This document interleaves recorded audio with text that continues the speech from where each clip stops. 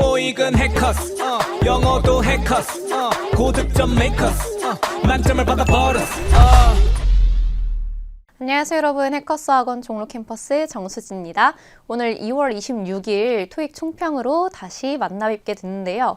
날씨가 아직 많이 추운데 이제 고사장에서 히터를 안 틀어주더라고요. 그래서 저는 약간 오들오들 떨면서 약간 패딩 입어가면서 시험을 봤는데 집중하기 좀 힘든 환경이었던 것 같아요. 여러분들 어떻게 보셨는지는 모르겠고 잘 보셔서 또 이제 좋은 결과가 있으면 좋겠지만 혹시 이제 다음 시험을 준비해야 된다 라는 생각이 드신다면 오늘 이 총평 영상 포함해서 이제 수시로 토익 시험 관련 또 이제 다른 시험 관련 자료들이 많이 올라오는 사이트 먼저 하나 소개를 드리려고 해요. 이 해커스 토익 자유 게시판뿐만이 아니라 여러 가지 게시판 둘러보시면 또 좋은 자료들 많이 있으니까 이 총평 끝나고 참고해 보시면 되고요. 이제 우리 바로 오늘 시험 난이도에 대해서 얘기를 좀 해보려고 해요. 파트 5 같은 경우는 중상 정도로 잡아봤어요. 사실 이제 문법 문제가 특별히 어렵지는 않았거든요. 그래서 좀 더 중에 가깝긴 한데 어휘 문제 그리고 이제 품사 구분 문제가 조금 까다로운 부분들이 있었기 때문에 물론 이제 공부를 많이 하셨던 분들이라면 당연히 중에 가깝다고 느끼셨을 테지만 어휘가 아직 좀 부족하신 분들은 또 이제 상이라고 느끼셨을 수가 있거든요. 그래서 중상 정도로 잡아봤고요. 파트 6 같은 경우도 역시 중상이에요. 역시 문법 문제, 맨날 나오는 문제들이 특별히 어렵지는 않았는데요. 이제 어휘 문제라든지 문장 삽입 문제에서 여러분들이 맥락을 좀 잘 파악했어야, 흐름을 잘 이해하고 있었어야 답이 보일 만한 문제들이 몇 개 있었기 때문에 완전 쉬웠다고는 얘기하기 좀 힘들고 중상 정도로 생각해 주시면 돼요. 그리고 이 파트 5랑 6에서 여러분들이 오늘 같이 좀 공부하고 기억하고 넘어갈 만한 문제들에 대해서 얘기를 좀 해보려고 해요. 먼저 전치사. 앞쪽에 나왔던 문제였는데 은근히 헷갈리셨던 분들이 많아요. 답은 이제 뭐뭐 후에라는 의미를 전달할 수 있는 in을 고르셨어야 되거든요. 그러니까 in 5 minutes 하게 되면 5분 후에가 되겠죠. 근데 이제 보기에 같이 들어가 있었던 with를 여러분들이 이제 within이랑 헷갈리셨던 분들이 있거든요. 이제 뭐뭐 이내 라는 의미를 전달하기 때문에 만약에 within이 있었다면 5분 이내 역시 이제 그럴싸하거든요. 근데 within과 with는 분명히 다른 차이가 있는 전치사죠. with 같은 경우는 기본적으로 뭐뭐와 함께 이렇게 이제 해석이 되기 때문에 여러분들이 얘랑 이제 착각하지 않았다면 답이 이제 나올 만한 문제였어요. 근데 이제 그 자유 게시판 들어가 보니까 은근히 또 헷갈리시는 분들이 많아서 첫 번째 문제로 꼽아봤고요. 네, 두 번째 문제 가볼게요. 이 빈칸 앞에 customer이라는 명사가 있었기 때문에 이 명사 뒤에서 명사를 꾸며줄 수 있는 형용사 형태인 B를 이제 오답으로 고르기 쉬웠던 문제예요. 근데 이 문제의 정답은 복합명사 문제였기 때문에 customer services A를 답으로 골랐어야 되고 여러분들이 복합명사 문제다. 빈칸에 여전히 명사가 필요하다라고 생각을 하실 수 있었어야 되는 이유는 이 customer이라는 명사가 가산명사거든요. 셀 수 있는 명사. 그리고 수업 시간에 공부하잖아요. 셀 수 있는 명사, 가산 명사는 문장에 쓰일 경우 이렇게 단독으로 들어가지 못하고 단복수 구분이 되어야 하기 때문에 앞에 한정사가 붙거나 아니면 뒤에 s가 붙어야 돼요. 이제 앞에 어가 붙어서 a customer 이렇게 얘기를 해주든지 아니면 s가 붙어서 customers 복수 형태를 나타내든지. 근데 지금 여기는 단복수를 얘기해 줄 수 있는 표현이 전혀 붙지 않았기 때문에 사실 이렇게 단독으로 명사가 쓰일 수는 없으니 이대로 명사가 끝나지 않았구나라고 내가 구조상 판단을 할 수 있었어야 돼요. 그래서 여기까지 이제 주어로 보고 여러분들이 복수 명사를 만들어줄 수 있는 A를 답으로 고르는 문제죠. 그래서 복합명사를 내가 세트로 알고 있었으면 당연히 좀 더 쉽게 답이 보였겠지만 몰랐더라도 보통 복합명사가 출제가 될 때는 오늘 사실 이 문제 말고 복합명사 문제가 하나 더 나왔었단 말이에요. 근데 이 복합명사 출제가 될 때는 이런 식으로 구조상의 힌트를 주는 편이거든요. 그래서 여러분들이 빈칸 앞이나 빈칸 뒤에 이렇게 명사가 단독으로 쓰였을 경우 형용사뿐만이 아니라 명사가 답일 수도 있다.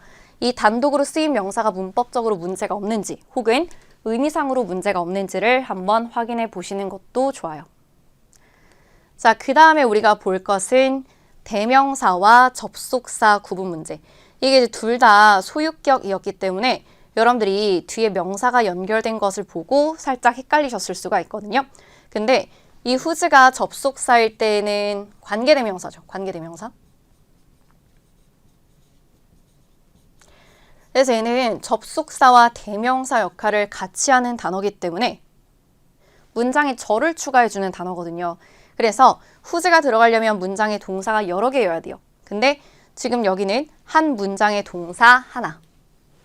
그래서 동사를 추가할 수 있는 접속사가 들어갈 필요가 없기 때문에 whose가 아니라 it를 답으로 골라줬어야 되는 대명사 문제였어요.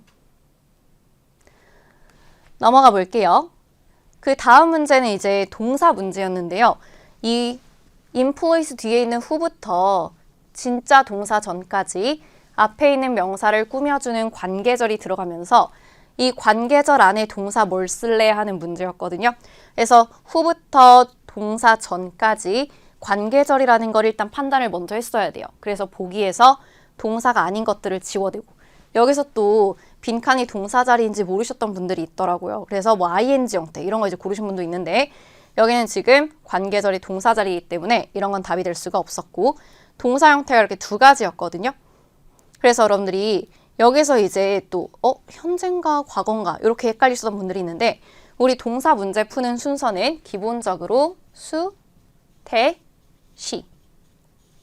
가장 먼저 생각해 봐야 되는 것은 시제가 아니라 수일치잖아요. 그래서 여기 지금 앞에 선행사가 employs로 복수 형태이기 때문에 여러분들이 주격 관계절 안에 동사 역시 복수로 넣어줬어야 돼요. 근데 s가 붙은 건 단수기 때문에 당연히 들어가지 못하고 과거 시제는 단복수 상관이 없죠. 단수도 가능하고 복수도 가능하기 때문에 B가 답인 문제예요. 그래서 이걸 괜히 시제가 다른 거, 현재가 필요한가 과거가 필요한가 이런 식으로 시제가 다른 것으로 접근했으면 헷갈렸을 수 있고 동사 문제 푸는 순서를 잘 기억했어야 수일치로 답이 금방 나왔을 거예요. 요 문제랑 비슷한 동사 문제를 우리가 하나 더 풀어보려고 해요. 이 문제 역시 우리가 보기를 딱 보게 되면 일단은 현재 진행 시제 그리고 현재 완료 시제, 시제가 다른 게 눈에 먼저 띈단 말이에요. 근데 이 문제도 시제랑은 전혀 상관이 없는 문제였기 때문에 여러분들이 시제로 접근을 했으면 오히려 답을 고르기 힘들었을 거예요. 오히려 헷갈렸을 수가 있거든요. 그래서 우리 아까 전에 동사 문제 푸는 순서 기억나죠? 수, 태, 시 얘기했어요. 수일치 먼저 이제 생각을 해봤으면 돼요. 여기는 지금 앞에 있는 주어가 research, 이게 불가산 명사거든요. 불가산 명사인 거 몰랐더라도 S 형태로, 복수 형태로 끝나지 않기 때문에 우리가 일단 동사는 단수 취급해야 된다고 생각을 했으면 A랑 B가 둘 다 단수기 때문에 수일치로는 답이 안 나오죠. 그 다음에 이제 갔어야 되는 게 태라는 거예요.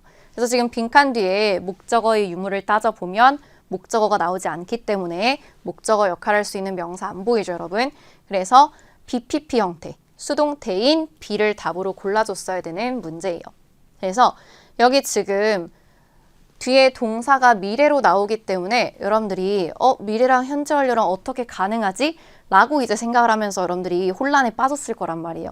그래서 시제로 접근했으면 오히려 어려웠을 텐데 태로 접근을 했으면 금방 끝났을 문제이고 이 현재 완료 시제가 지금 들어갈 수 있는 이유는 문장이 시간 조건 부사절이기 때문이거든요.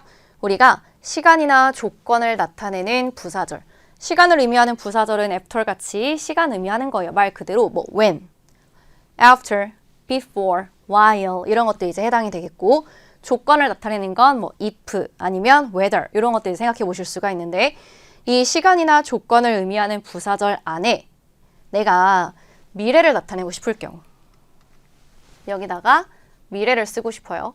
그럼 우리가 미래 대신에 현재 시제 쓴다까지는 공부를 좀 하셨을 거예요. 그쵸? 토익 시험이 처음이 아니면 공부 좀 하셨을 거예요. 근데 그래서 여기다가 내가 미래 완료를 나타내고 싶을 때는 역시 미래 완료를 그대로 쓰지 않고 우리가 현재 완료로 쓰거든요. 그래서 여기도 지금 현재 완료 시제가 들어갈 수 있는 이유가 얘가 사실은 미래 완료를 의미하는 동사 모양이라고 생각을 하시면 돼요. 그래서 뒤에 있는 미래 시제와 아주 잘 어울리는 거죠. 네, 넘어가 볼게요. 우리가 이제 이번 시험에서 또 이제 많이 나왔던 문제 유형은 접속사, 전치사, 그리고 부사 구분 문제예요. 워낙 시험에서 여러 문제 나오는 유형이기 때문에 제가 평소 수업 시간에도 품사 구분해서 꼼꼼하게 외우라고 말씀을 드리고 그래서 이 부분을 좀 공부를 열심히 하셨던 분들이라면 문제가 뭐 특별히 어렵진 않았을 거예요. 근데 이제 이번 시험에서 몇 개 나온 것들을 같이 좀 얘기를 해보려고 해요.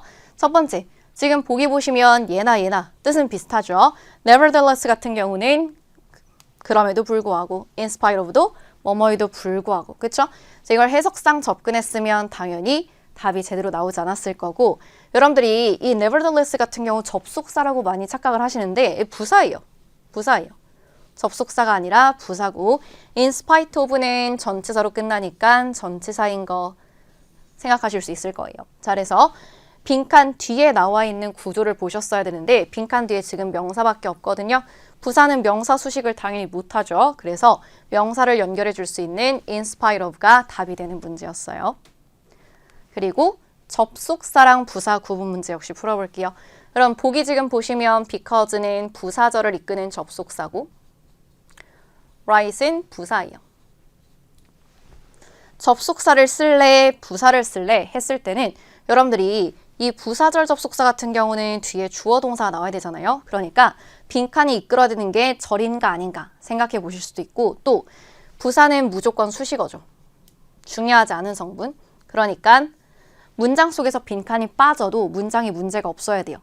빠져도 되는 자리에 들어가는 게 부사거든요. 그래서 빈칸을 뺐을 때 문제가 없는지를 생각해 보셨어도 돼요. 그러면 지금 빈칸 같은 경우는 요 절이랑 그리고 요 절. 절과 절을 연결하는 접속사가 필요한 자리이기 때문에 because가 답이 되는 문제예요. 그래서 지금 앞에서 풀어본 문제 그리고 이 문제를 통해서 이제 눈치 빠르신 분들은 느꼈을 텐데 제가 수업 시간에도 종종 언급을 하거든요. 접속사, 전치사 그리고 부사 구분 문제가 토익 시험에서 출제가 되면 보통 부사는 답이 아니에요. 절대 답이 아니다. 이런 건 아니죠. 당연히 충분히 나올 수 있지만 대부분의 경우 접속사나 전치사가 답인 경우가 많기 때문에 여러분이 문제를 푸실 때도 이걸 이제 동일선상에 두고 풀기보다는 접속사나 전치사를 우선 고려하면 시간을 좀 더 아끼실 수가 있을 거예요. 그리고 여러분들이 정말 많이 물어보셨던 문제 중에 하나가 바로 이 문제거든요.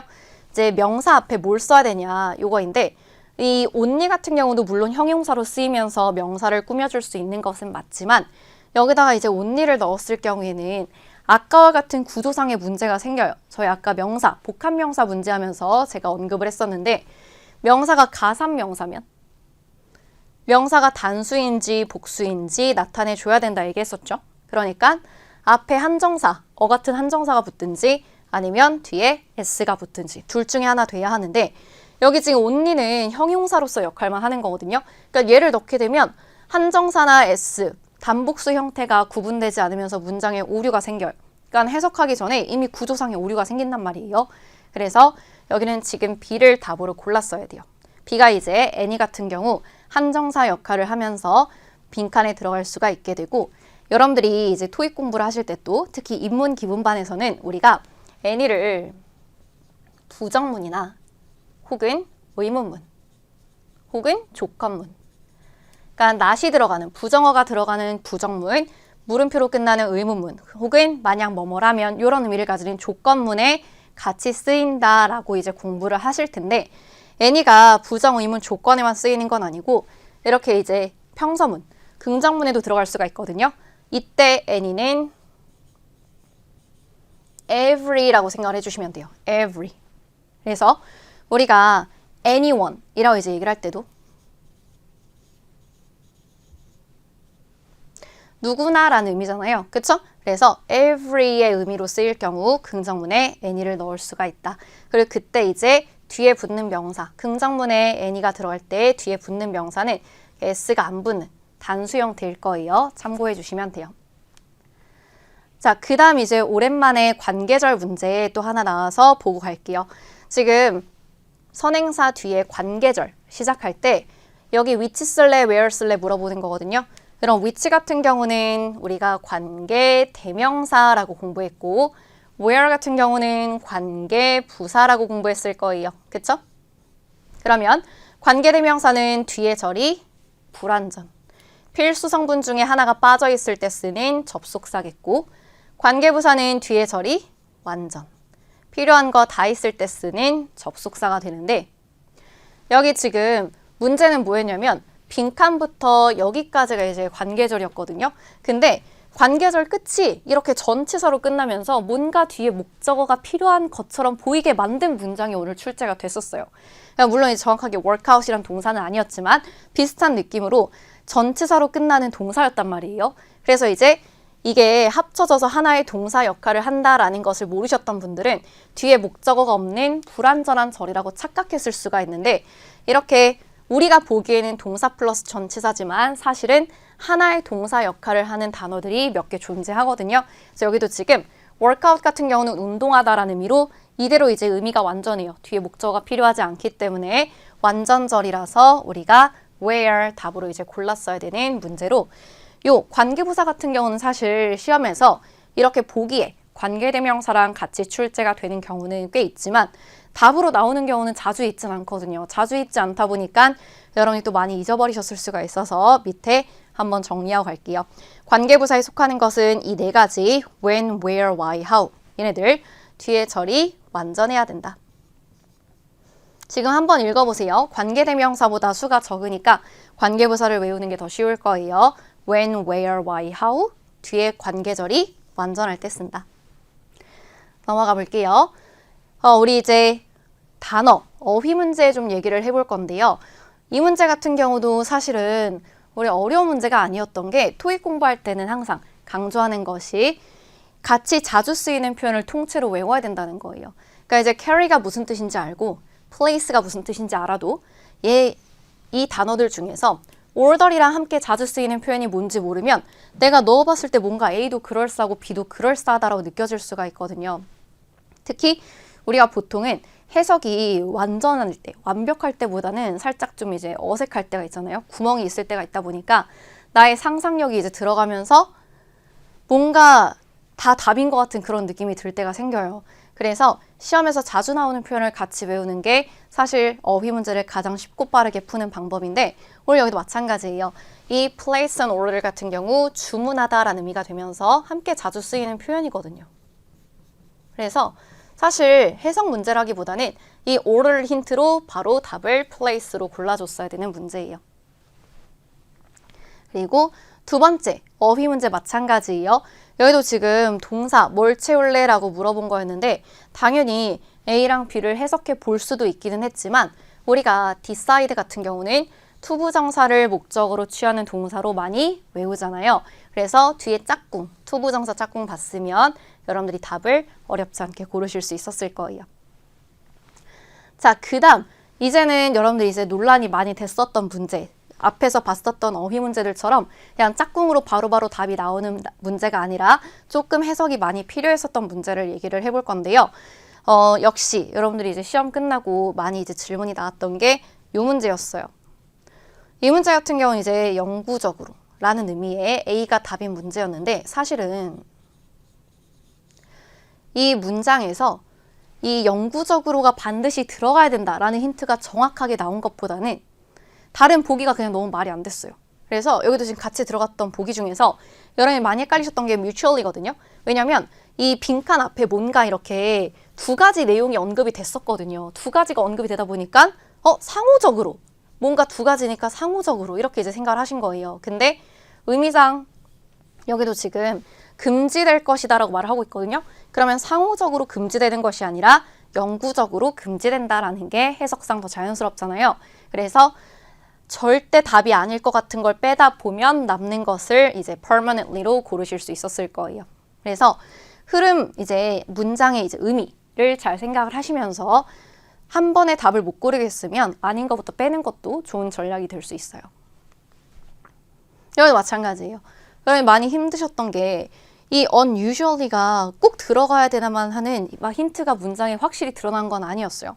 근데 이제 해석을 해보면 이제 오늘 아침에 제임스를 봤을 때 그가 슬펐다는 거예요. 근데 이제 어떻게 슬펐는지를 넣어줬어야 되는데 이건 독점적으로잖아요. 독점적으로 슬픈 건 말이 안 되죠. 그쵸? 그 독점적으로란 말은 이 특정 그룹에 위해서만 이런 느낌이잖아요. 그쵸? 그래서 독점적으로 슬펐다. 이건 말이 안 되고 unusually 같은 경우는 일반적이지 않게 슬펐다라는 얘기가 되잖아요. 그쵸? 그러니까 평상시에는 얘가 별로 안 슬픈 거죠. 별로 안 슬픈데 오늘은 좀 특이하게 슬펐어. 이런 이제 얘기를 하고 싶을 때 쓸 수가 있는 문장이에요. 그래서 앞문장처럼 이 문장에 힌트가 바로 딱 들어가 있었기보다는 아닌 걸 천천히 지워가다 보면 가장 이제 맥락상 자연스러운 게 답으로 나오는 문제들이었어요. 그래서 이 어휘 문제가 몇 가지 좀 헷갈리는 문제들이 있었기 때문에 같이 짚어본 거고요. 안녕하세요. 해커스 박가은 쌤입니다. 자, 2월 26일 토익 시험, 토익 총평에 팟7으로 이렇게 인사를 드리게 됐습니다.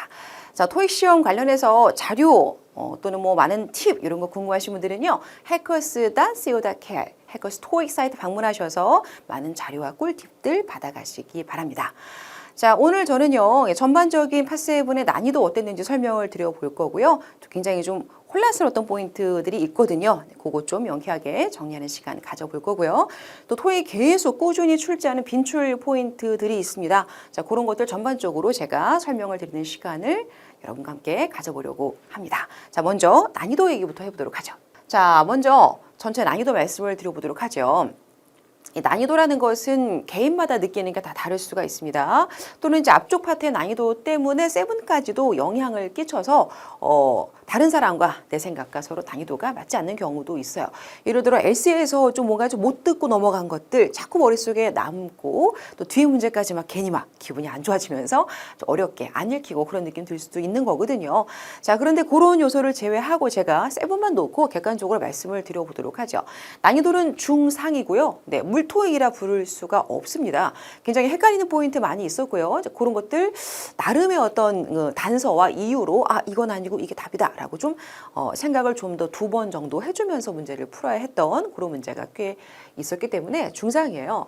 자, 일단 동의어는요 딱 2개가 출제가 됐는데 그 중에 하나는 쉬웠고요. 하나는 좀 금방 풀 수 있던 나머지 하나가 굉장히 논란에 휩싸이면서 답이 둘로 나뉘고 좀 까다로웠다 이렇게 말할 수 있겠고요. 자, 문장을 넣는 위치 그죠? 예, 그 문제 늘 그렇죠. 2개 출제가 됐는데 이게 마찬가지였습니다. 하나는 조금 까다롭고 하나는 풀만했다. 일단 문장 전체 난이도를 말씀을 드릴게요. 이게 뭐냐면요. 이제 지문 길이라든지 지문의 문장 구조의 복잡한 정도 그걸 가지고 문장 난이도를 평가를 해보는 겁니다.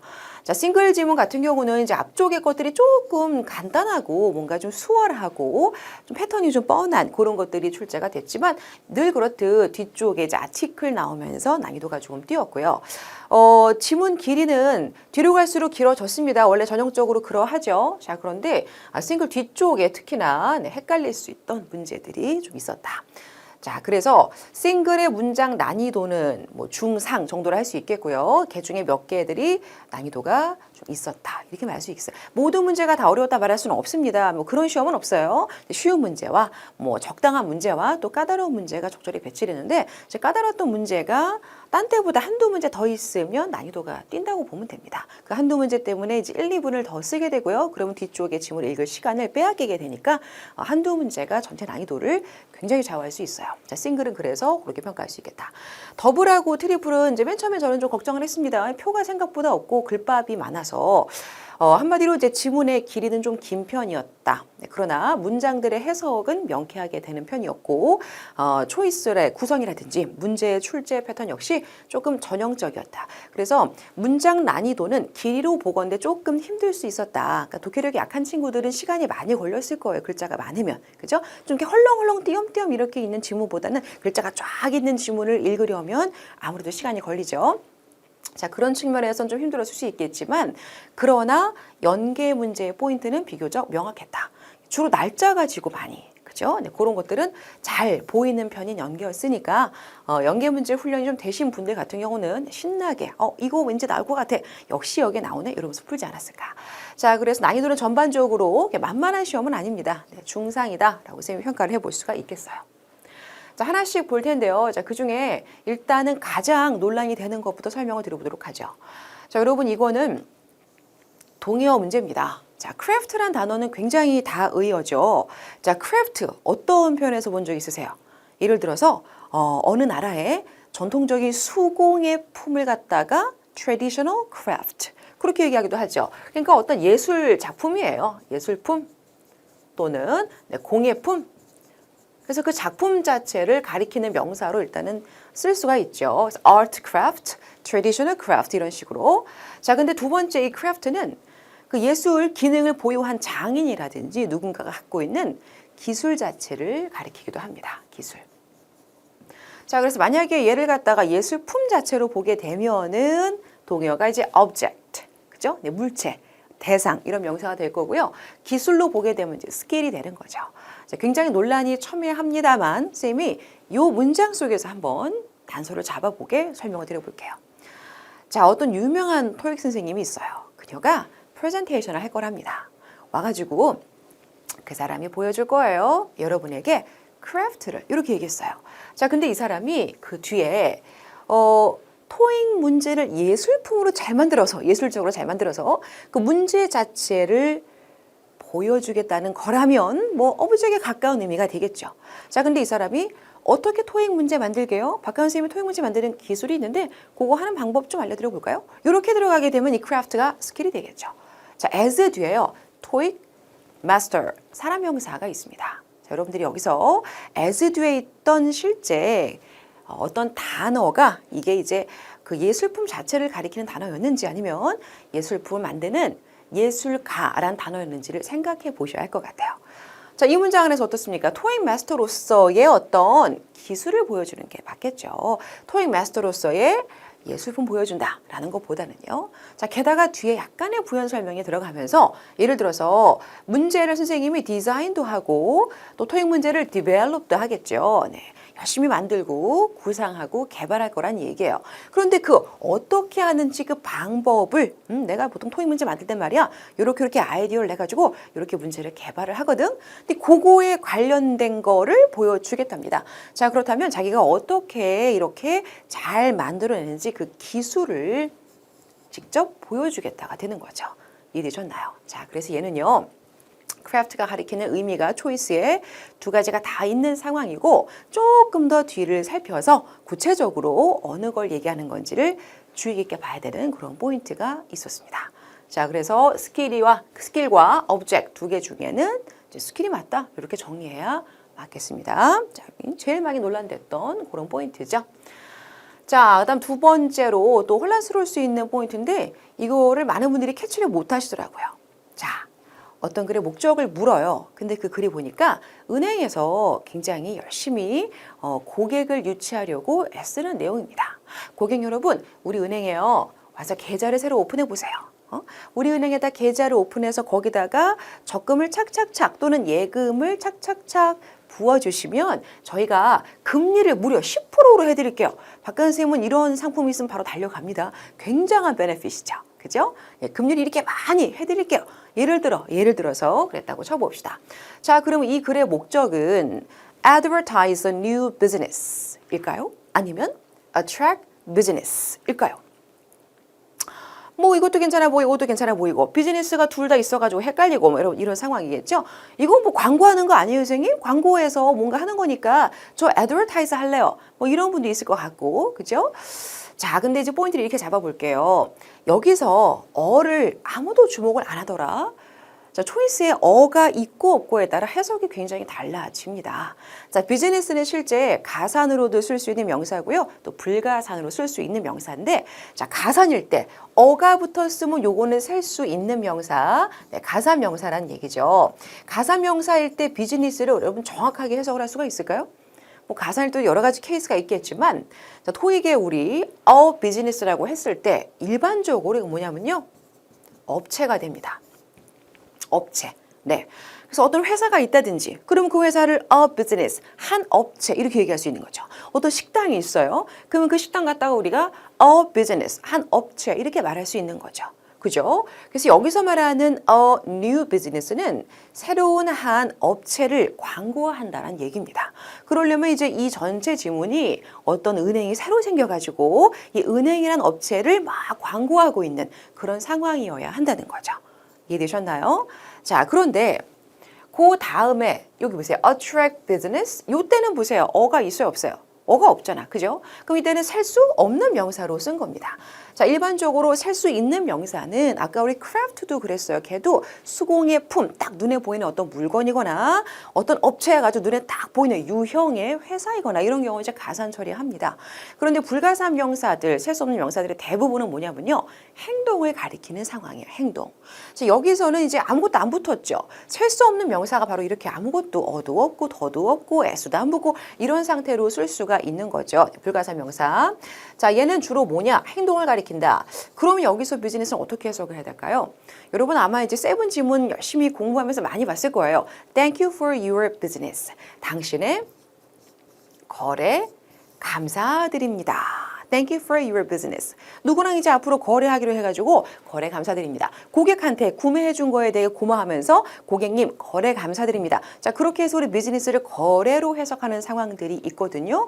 여기도 그렇게 한번 해석을 넣어볼게요. 자, 그럼 무슨 얘기일까? 거래를 attract, 끌어모으기 위함이다 라는 얘기잖아요. 그게 바로 이 글의 목적이죠. 자, 한마디로 예금 금리 상품을 하나를 이제 오픈을 했거나 또는 뭐 원래 있던 상품이 있다고 쳐볼게요. 은행에 우리 금리 상품들, 뭐 적금 상품, 예금 상품 많이 있죠. 보험 상품 그런 거. 근데 그 상품에 고객이 와서 많이 신청해주면 고객이 우리 은행하고 거래를 하는 관계가 되는 거죠. 이 고객을 유치하는 작업, 이것이 바로 거래를 끌어모으는 작업이죠. 이해되셨나요? 자, 그래서 고객님 금리 10% 팍팍 드릴 테니까 우리 은행 와가지고 거래하세요. 이렇게 우리 이해하면은 새로운 업체를 광고한다가 아니라 거래를 끌어모으려고 한다라고 목적을 잡아낼 수 있는 거죠. 이해되셨나요? 자, 어가 있고 없고에 따라서 굉장히 해석의 차이가 생기는 그런 포인트. 요걸 좀 잡아내면서 여러분들이 답을 추려야만 했습니다. 그게 아니면 굉장히 헷갈릴 수 있는 그런 문제죠. 자, 여기에서 여러분들이 고민이 좀 명쾌하게 해석이 되셨길 바라고요. 자, 추가적인 포인트로 비즈니스가 가산일 때 업체라고 했는데 동의어 알려드릴게요. establishment. 자, establishment 역시 가산 불가산일 때 해석이 나뉘는데 가산일 때가 바로 비즈니스와 똑같이 업체가 되겠고요. 불가산일 때 그때는 뭐냐면요. 설립을 하는 뭔가를 최초로 세우는 설립하는 행동이 됩니다. 자, 그래서 요것도 가산 불가산의 해석을 조심해서 여러분들이 초이스를 보셔야 되는 어휘가 된다. 챙겨두시면 좋겠다. 좋습니다. 자, 그 다음 포인트 가볼게요. 자, 이것도 많이 이제 궁금해하실 수 있어. 이게 문제가 뭐냐면요. 정확하게 있는 그대로 독해를 하지 않고 여러분들이 자꾸만 상상 독해를 해요. 뭘 바탕으로? 내 경험을 바탕으로. 자, 우리 대한민국 모두 아는 에버랜드라는 즐거운 어뮤즈먼트 파크가 있다고 해볼게요. 우리 에버랜드에 오시면요. 동물들 볼 수 있어요. 우리 에버랜드에 오시면 게스트 커티지가 있어요. 여기 오시면 재밌는 탈 것도 많이 있습니다. 이렇게 광고를 했다고 칩시다. 자, 그럼 고객들은 여기 방문해서 무엇을 누릴 수 있는 거죠? 가서 동물들, 애니멀 볼 수 있어. 동물들의 실제 살아있는 모습 볼 수 있어. 두 번째는 커티지라는 걸 빌릴 수가 있나 봐. 게스트를 위해서 커티지를 제공한대. 자, 커티지라는 게 여러분 작은 오두막 같은 건데요. 주로 이제 뭐랄까요? 리조트라든지 놀이시설 같이 돼 있는 곳에서 유료로 보통 커티지를 임대해주곤 하죠. 예를 들어 되게 고급 풀장을 갔어. 거기서 이제 선베드도 대여해주는 경우 있고요. 또 이렇게 예쁘게 막 커티지를 만들어서 그 안에서 물놀이 하다가 들어가 쉴 수 있게끔 그런 오두막 같은 거 대여하는 경우도 있습니다. 자, 그걸 갖다 우리가 게스트 커티지라고 부를 수 있는 거예요. 자, 그리고 재밌는 탈 것도 있대. 뭐 놀이동산 가면 노상 있는 그 각종 무서운 탈 것들 있죠? 네, 그런 것들 지금 광고하고 있는 겁니다. 자, 이때 여러분들이 상상하시면 안 돼요. 맞아. 이런 데 가면 있잖아. 뭐 라이브로 앞에서 막 매직 쇼도 해주고 라이브로 동물들이 막 뭔가도 보여주고 제조넘기도 하고 막 이래. 이거 상상 가동이죠. 라이브 쇼 아니죠, 여러분. 그죠? 여기서는 가면 동물 보는 거예요. 그리고 커티지를 이 게스트가 손님이 원하면 쓸 수 있는 겁니다. 뭐 유료인지 무료인지 모르겠지만 어쨌건 이거를 내가 소유하는 게 아니라 잠깐 빌려 쓰는 경우 우리 뭐 한다 그래요? 대여한다고 하죠. 렌탈 할 수 있는 겁니다. 그죠? 돈을 내건 안 내건 간에 그 커티지를 이용하는 거. 선베드가 있어요. 선베드를 내가 이용하는 거. 내가 잠깐 렌탈하는 겁니다. 이해되셨나요? 자, 그래서 커티지 빌릴 수 있다라고 해가지고 정해야 되는 거죠. 머릿속에 상상을 좀 접어두고 아무리 읽어도 라이브로 뭔가 쇼하는 건 없네. 이렇게 깔끔하게 정돈하는 게 필요합니다.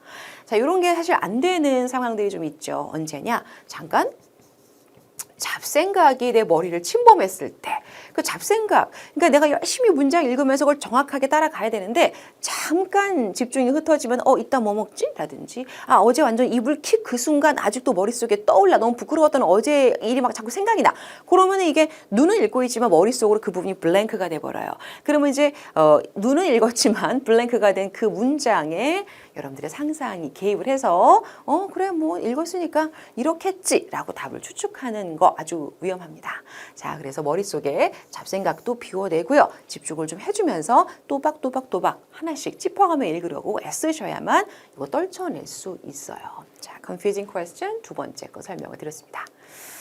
자, 그 다음으로 동의어 얘기할게요. 이건 사실 여러분들이 아주 많이 보신 표현이라 얼른 말씀을 드리겠습니다.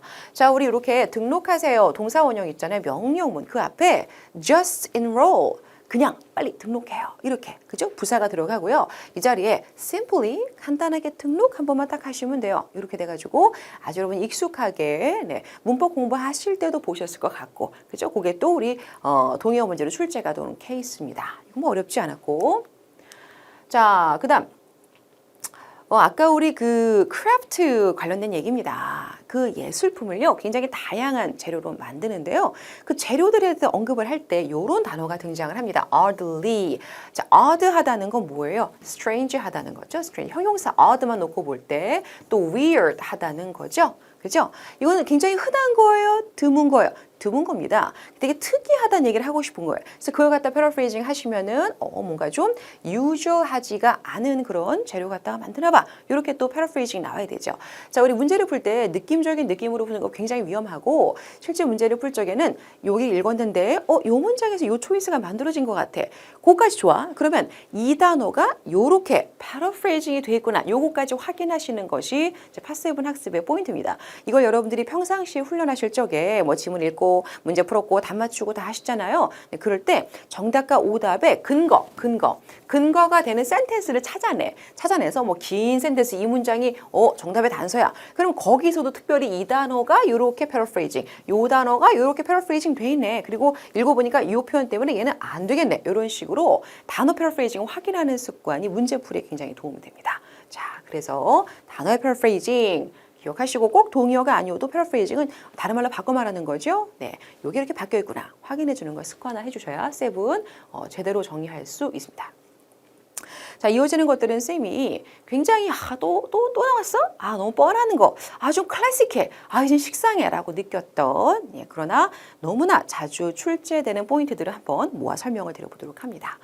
자, 쿠폰의 법칙. 우리 팟세븐 쌤이랑 같이 수업 듣는 우리 친구들은 제가 이런 건 클래식이에요 라고 하면서 맨날 이런 식으로 글이 전개돼요. 이런 레파토리에 여러분 익숙해 주셔야 합니다 라고 설명을 드리는 파워 스킬이라는 강의 내용이 있습니다.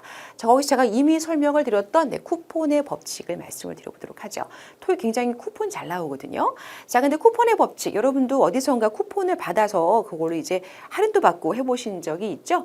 자, 근데 이 할인이 무조건 되고 다 해주냐? 그렇지 않습니다. 업체 입장에서는 너무 쿠폰 많이 갖고 와서 사람들이 다 할인 받으려고 하면 좀 곤란하겠죠. 매출에. 그렇죠? 그래서 약간의 제약을 두는데요. 일반적으로 가격 제한 여기 같은 경우는 이제 $1,000 이상이죠. $1,000 이상 구매 고객에게 이 쿠폰이 유효합니다. 그러니까 예를 들어 나는 $999 썼어. 그럼 이 쿠폰을 들이밀면서 깎아주세요 할 수가 없는 거예요. 또는 물건을 예를 들어서 5개 이상 개수로 제한할 수도 있죠. 5개 이상 구매하는 고객들만 이 쿠폰을 쓰세요. 그럼 4개까지 구매한 사람은 이 쿠폰에 적용이 되지 않는 상황인 겁니다. 그래서 약간 뭐랄까요? 제약사항이 쿠폰에 있다는 걸 기억을 해주세요. 자, 그리고 쿠폰은요. 여러분 쿠폰 한 장 받았을 때 평생 그 쿠폰 아무 때나 내가 원하면 가서 쓸 수 있을까요? 그렇지 않죠? 일반적으로 기간의 제한도 있습니다. 자, valid는 유효한이란 뜻인데요. 이 쿠폰은 유효합니다 해놓고 1년 동안이요. 이런 식으로 또는 이번 달 말일까지요. 이런 식으로 기간 제한이 등장할 수 있고요. 또는 이런 경우도 있습니다. 이 쿠폰은 박가은한테 온 쿠폰이지만 다른 사람한테 양도하셔도 괜찮습니다. 양도 가능한 할 때 transferable 이게 양도 가능한입니다. 또 used by other people 다른 사람에 의해 사용될 수 있습니다. 이렇게 나오는 경우는 내가 꼭 쿠폰 쓰지 않고 딴 사람 줘도 똑같이 이 사람도 혜택 받는구나. 근데 거꾸로 양도가 불가합니다. 그러면 not transferable 이렇게 나올 수도 있는 겁니다. 자, 그리고 이제 뭐 이럴 수 있어요. 10% 할인 쿠폰이 있다고 쳐볼게요. 자, 10% 할인 쿠폰 10장이 있는 거야, 내가. 그 10장을 가지고 가서 10장 100%인데? 이러면서 아주 고가의 물건을 딱 고른 다음에 10% 할인 쿠폰 10개를 딱 내밀면서 난 10% 10개니까 100%니까 이거 그냥 가져갈게요. 될까요? 그럴 리가 없죠. 네, 그럴 리가 없죠. 일반적으로 거래당, 자, 이 퍼는 뭐뭐 당이죠? 거래당 하나의 쿠폰만이 사용될 수 있게 하는 게 가장 보편적입니다. 다른 쿠폰하고 중복 할인 불가 들어본 적 있으세요? 네, 예를 들어 내가 빵을 샀어. 해커스 우리 멤버들은 빵집 할인 10% 받아요. 그런데 내가 통신사 할인도 또 10%야. 그 두 개를 다 갖고 와서 20% 깎아주세요. 보통 그렇게 하지 않는 겁니다. 그냥 둘 중에 하나만 하세요. 중복 할인 안 됩니다. 이런 상황 여러분 많이 겪어보셨죠? 네, 그런 것들이 우리 토익에 출제가 된다는 겁니다. 자, 마지막으로 해커스 강남 제과점에서 이 쿠폰을 사용하세요 라고 써 있어요. 근데 지금 밑에 나와 보니까는 딴 데서는 쓰시면 안 돼요. 전국에 해커스 제과점이 막 100개가 있는데 딴 데서는 안 되고 우리 강남 브랜치에서만 쓰세요. 그렇게 나올 수 있어요. 그러면 only in this branch 이렇게 나옵니다. 근데 그게 아니라 이 쿠폰은요. 전국에 있는 해커스 모든 제과점에서 다 쓸 수 있습니다. 라고 한다면 그 어떤 장소에서도 다 쓸 수 있습니다. 장소 제약까지도 쿠폰에 출제될 수 있다는 거죠. 자, 이런 것들이 이제 제가 5가지 가까이 이상을 말씀을 드렸는데 요 중에서 뭐 한 3개 정도만 적용이 되는 쿠폰이 있을 수도 있는 거고요. 이 쿠폰 같은 경우도 요거 갖다 우리 연계 문제 충분히 가능하거든요. 그죠? 이 사람이 예를 들어서 물건 5개 이상 사야지 쿠폰 할인 받는 건데 밑에 지금 보니까 4개밖에 안 샀어. 그럼 여기서 연계 문제 뭐가 나와? 할인을 받을 수 없다. 쿠폰을 쓸 수가 없다. 이렇게 나올 수 있다는 거죠. 자, 이런 걸 미리 여러분이 익숙하다라고 알고 계셔야 돼요. 그래서 토익 현장에서 이 쿠폰을 처음 만나가지고 어머 이런 게 이게 뭐야 이거 모르겠다 상황 파악이 안 되고 이러면은 벌써 시간이 많이 들어갑니다. 근데 이미 알고 있는 분들은 내가 알고 있던 그 내용에서 크게 벗어나지 않는군. 내가 알고 있던 거는 조금 다르게 글이 전개되는군 하면서 신나게 답을 맞출 수가 있는 거죠. 자, 그래서 빈출 포인트의 정의는 굉장히 중요합니다. 쌤이 설명하는 것들을 들으시면서 여러분들이 맞아 그랬지? 그런 문제였지라고 떠올려 줬으면 좋겠어요. 점수 잡는 해커스.